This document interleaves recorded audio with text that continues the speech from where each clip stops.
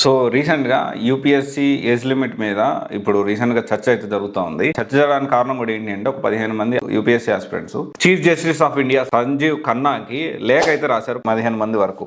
And ఇక్కడ ఏమో జరుగుతుందంటే, ప్రిలిమ్స్ జరిగేది మేలో, ఏజ్ లిమిట్ క్యాలిక్యులేట్ చేసేది ఆగస్టు 1 నుంచి. అంటే జూలైలో పుట్టిన వాళ్ళు, అంటే వన్ డే జూలై 31 వాళ్ళు కూడా ఇక్కడ ఎలిజిబిలిటీ ఉండరు, ఇది డిస్క్రిమినేషన్ అని చెప్పి దీని గురించి లేఖ అయితే మార్చారు. తక్షణమే దీని గురించి మీరు ఆలోచన చేయాలి అని చెప్పి దానికి సంబంధించి ఒక 15 మంది డిఫరెంట్ లేఖలు అయితే ఇండివిజువల్గా రాయడం జరిగింది.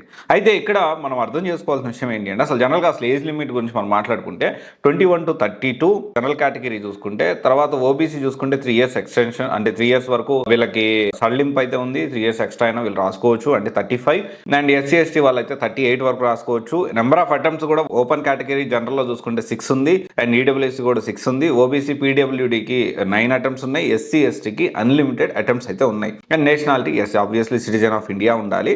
సో ఇది జనరల్గా ఏంటి అంటే ఏజ్ లిమిట్. ఇదే ఏజ్ లిమిట్ విషయంలో ఏజ్ లిమిట్ తగ్గించే ఆలోచనలో ఉన్నారు అని చెప్పి దానికి సంబంధించిన ఊహాగానాలు కూడా మనకు వెలువడ్డాయి. దానికి సంబంధించిన కూడా అందుకని ఏజ్ తగ్గిస్తున్నారు, అందుకని degree with IAS next coming డేస్లో ఎక్కువ బూమ్ రాబోతా ఉంది, మార్పులు చేర్పులు జరిగేదానికి ఛాన్సెస్ ఎక్కువ ఉన్నాయి, ఏజ్ లిమిట్ ఇంకా తగ్గించేది అంటే 26, 27 వరకు తగ్గించేదానికి ఛాన్స్ ఉన్నాయి అనేది దాని గురించి కూడా చర్చ విపరీతంగా జరిగింది. నాట్ ఓన్లీ యూపీఎస్సీ, ఇప్పుడు వేరే గవర్నమెంట్ ఎగ్జామ్స్ చూసుకున్నా కానీ ఈ ఏజ్ లిమిట్ దగ్గర ఏంటి అంటే, చాలామంది గ్రూప్ 1 2011 కేసే చూసుకుందాము, అది ఎప్పుడో 2019లోనే ఎప్పుడో దానికి సంబంధించిన రిజల్ట్స్ వచ్చాయి. అదొక గందరగోళంగా ఉంది. దాదాపు దీనివల్ల ఏంటి అంటే, చాలామంది ఎలిజిబిలిటీ కోల్పోయారు, ఏజ్ బార్ అయిపోయింది అని చెప్పి చాలామంది మాకు ఇంకొక అవకాశం అని చెప్పి మళ్ళీ ఇలా రకరకాలుగా ఉంది. ఏజ్ లిమిట్ విషయంలో ఇప్పటికి నుంచి కాదు, ఇంతకుముందు నుంచి కూడా దీని మీద చాలా చర్చ జరుగుతుంది. కానీ బహిరంగంగా ఇప్పుడు అందరూ దీని గురించి మాట్లాడడానికి ఇప్పుడున్న సిచ్యువేషన్లో ఒక 15 మంది UPSC aspirants chief justice of India Sanjiv Khanna గారికి లేఖ రాయడమే. తక్షణమే దీని మీద ఏదో ఒకటి మీరు యాక్టివిటీ తీసుకున్నారు. అయితే ఏజ్ ఆల్రెడీ ఒకవైపు తగ్గించాలి అనే ఆలోచనలో రకరకాల ఊహాగానాలు వస్తున్న నేపథ్యంలో ఇది ఎంతవరకు వర్క్ అవుతుంది అనేది మాత్రం చెప్పలేని పరిస్థితి. వాళ్ళ వర్షన్ ఏంటి అంటే, ఇప్పుడు ఒక్కరోజైనా కానీ నేను అదే సంవత్సరంలో పుట్టాను, నేను అదే ఏజ్, కానీ ఒక్కరోజు డిఫరెన్స్ వల్ల నేను అప్లై చేసుకోలేకపోతున్నాను, నేను ఎలిజిబిలిటీ కోల్పోయాను, ఇలా మాట్లాడుతూ ఉన్నారు. సో ఎనీవే 1992 నుంచి ఆగస్ట్ 2003 వరకు దే ఆర్ నాట్ ఎలిజిబుల్ అనమాట. సో జనరల్గా దీని గురించి డిస్కషన్ జరుగుతుంది. అయితే నేను ఏమంటున్నానంటే, దీని గురించి ఒక నిమిషం పక్కన పెడితే, గవర్నమెంట్ జాబ్ అనేది ఎస్పెషల్లీ యూపీఎస్సీ అనేది గ్రూప్ 1, గ్రూప్ 2 లేకపోతే ఎస్ఐ కానిస్టేబుల్ అనేది తెలియకుండానే ఎస్పెషల్లీ మన తెలుగు రాష్ట్రాల్లో ఇదొక వ్యసనంలా తయారైంది. అరే చాలా పెద్ద మాటలు మాట్లాడుతున్నారన్న మీరు, వ్యసనం అనే మాట మాట్లాడుతూ ఉన్నారంటే నేను చెప్తాను వినండి. ఎస్పెషల్లీ ఈ మాట నేను ఇప్పుడు వాడాల్సిన అవసరం వచ్చింది కాబట్టి, ఇది కఠినంగా ఉన్నా కానీ నిజంగా కూడా గవర్నమెంట్ జాబ్ అనేది చాలా మందికి వ్యసనంలా తయారైందని చెప్తాను. ఎందుకంటే ఇప్పుడు బ్యాంక్ జాబ్స్ చూసుకుందాం. బ్యాంక్ జాబ్స్ 1 మార్క్లో 2 మార్క్స్లో 3 మార్క్స్లో పోయి అరే ఇంకా నెక్స్ట్ టైంలో వస్తుంది, నెక్స్ట్ టైం వస్తుంది అని చెప్పి కొన్ని 7-8 సంవత్సరాలు కొన్ని వేల లక్షల మంది ఈ విధంగా వాళ్ళ జీవితాలు, వాళ్ళ మంచి భవిష్యత్తుని పాడు చేసుకున్నారు దీన్నే పట్టుకొని ఊగులాడుతూ.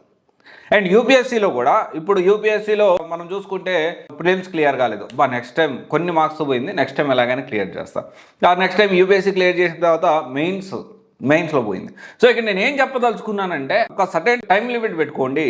అండ్ నేను 3 సంవత్సరాలు కష్టపడతా, 4 సంవత్సరాలు కష్టపడతా, ఎందుకంటే ఫినాన్షియల్ సంబంధించిన సపోర్ట్ కూడా చాలా అవసరం. అంత ఆషామాషిగా యూపీఎస్సీ సివిల్ కోచింగ్ అంటే ఏదో ఖర్చు లేకుండా ఫ్రీగా అయిపోయేది కాదు. తెలియకుండానే మనకి ఇంట్లో వాళ్ళ మీద చాలా బర్డన్ పెరిగిపోతుంది, ఒత్తిడి పెరుగుతుంది. ఇవన్నీ కూడా మనం ఆలోచించాలి. We need to certain limits పెట్టుకోవాలి, సర్టెన్ టైం పెట్టుకోవాలి. If it is not working, plan B పెట్టుకోండి. జాబ్ చేసుకుంటూ మళ్ళీ తర్వాత కావాలంటే కెరియర్ని బిల్డ్ చేసుకుంటూ మళ్ళీ ప్యారలల్గా మీకు నిజంగా ఇంట్రెస్ట్ ఉంటే ప్యారలల్గా ప్రిపేర్ అవ్వండి. అలా ప్రిపేర్ అయ్యి సక్సెస్ అయిన వాళ్ళు కూడా ఉన్నారు. బట్ ఇది అర్థం చేసుకోకుండా, నేను ఇంట్లో వాళ్ళు పెడుతున్నారు కదా, డబ్బులు ఇస్తున్నారు కదా అని చెప్పి సంవత్సరాలు దీంట్లో కూర్చొని జీవితాన్ని వేస్ట్ చేసుకోవద్దు, మేము విలువైన సమయాన్ని వేస్ట్ చేసుకోవద్దు. సీరియస్గా చెప్తా ఉన్నా. అరే గవర్నమెంట్ జాబ్ ఏముందబ్బా ఈ రోజుల్లో, సీరియస్ చెప్తున్నా. గవర్నమెంట్ జాబ్ జీతాలు ఎక్కడ సరిపోతున్నాయి చెప్పండి?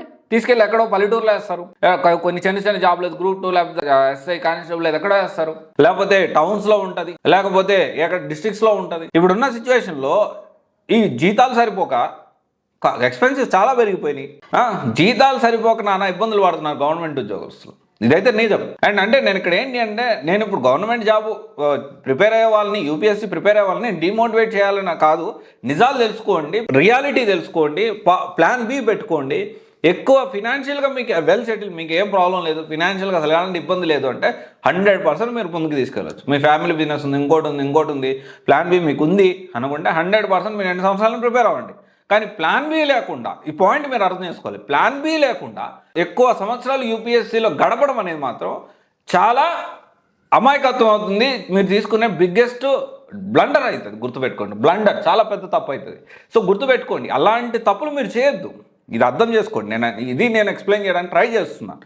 అండ్ తర్వాత ఎందుకంటే యూపీఎస్సీ అయిపోయింది, యూపీఎస్సీ క్రాక్ చేయలేకపోయారు, అబ్బా ఇప్పుడు నేను గ్రూప్ 1 ట్రై చేద్దాం, అందులో గ్రూప్ 1 నోటిఫికేషన్ పడుతుంది. ఆ గ్రూప్ 1 నోటిఫికేషన్ పడ్డాక అసలు ఎప్పుడు రిజల్ట్స్ వస్తాయో తెలియదు, ఎన్ని కేసులు పడతాయో తెలియదు, లేదు గ్రూప్ 2 ప్రిపేర్ అవుతా, లేదు ఎస్ఎస్సీ ప్రిపేర్ అవుతా, లేదు ఇంకోటి ట్రై చేస్తా.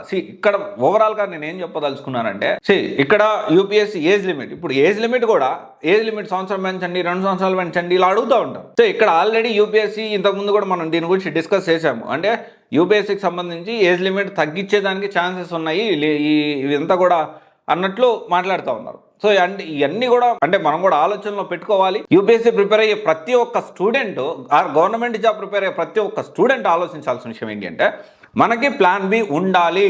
సర్టెన్ టైం లిమిట్ పెట్టుకోవాలి. 2 సంవత్సరాల్లో కొట్టాలనుకుంటున్నాం, 3 సంవత్సరాల్లో పెట్టుకుంటున్నాం టార్గెట్, పెట్టుకో. ఆ 3 సంవత్సరాల మిగతా అన్ని వదిలిపెట్టి కష్టపడు. It is not working, plan బికి మూవ్ అవ్వాల్సిన అవసరం ఉంది. అదే పట్టుకొని వేలాడొద్దు. అప్పుడు మీరు నిజంగా మళ్ళీ దీని మీద ఇంట్రెస్ట్ ఉందంటే మీరు ఆ జాబ్ చేసుకుంటూ ప్యారలల్గా మళ్ళీ గవర్నమెంట్ జాబ్ ప్రిపేర్ అవ్వండి. అలా సక్సెస్ అయిన వాళ్ళు కూడా చాలామంది ఉన్నారు. ఓకే, ఇది ఒక్కసారి ఆలోచించాలి. అండ్ యూపీఎస్సీ ఏజ్ లిమిట్ మీద జరుగుతున్న ఈ చర్చ ఎవరి వర్షన్ వాళ్ళకు ఉంది. కానీ ఇంకొక సైడ్ ఒక 1 year బ్యాక్ చూసుకుంటే, ఒక 6-8 months బ్యాక్ చూసుకుంటే, ఈ 26K ఏజ్ తగ్గిస్తాము అనే డిస్కషన్ కూడా కొంతమంది యూపీఎస్సీ రిలేటెడ్ బోర్డు మెంబర్స్ కానీ వాళ్ళు కానీ దీని గురించి డిస్కషన్ అయితే పెట్టారు. సో డోంట్ నో, మళ్ళీ నెక్స్ట్ ఎప్పుడు రిఫార్మ్స్ వస్తాయి యూపీఎస్సీలో మనం చెప్పలేం కాబట్టి, సో దీని గురించి అంత పక్కన పెట్టేసేసి గవర్నమెంట్ జాబ్ యూపీఎస్సీ ప్రిపేర్ అవ్వాలి, హ్యాపీగా ప్రిపేర్ అవ్వండి. ఈ ఎగ్జామ్ మీద ఫోకస్ చేయండి, ఎగ్జామ్ ఎలా క్రాక్ చేయాలి దీని గురించి మాత్రం ఆలోచించండి. And government job or UPSC prepare అవ్వాలి, ప్యారలల్గా ప్లాన్ బి పెట్టుకోండి. ప్లాన్ బి పెట్టుకోకపోతే ఎంత ఇబ్బంది పడతారంటే అంత ఇబ్బంది పడతారు. ఓకే, ఇది ఒకసారి ఆలోచించండి. Thank you. This is Raj signing off.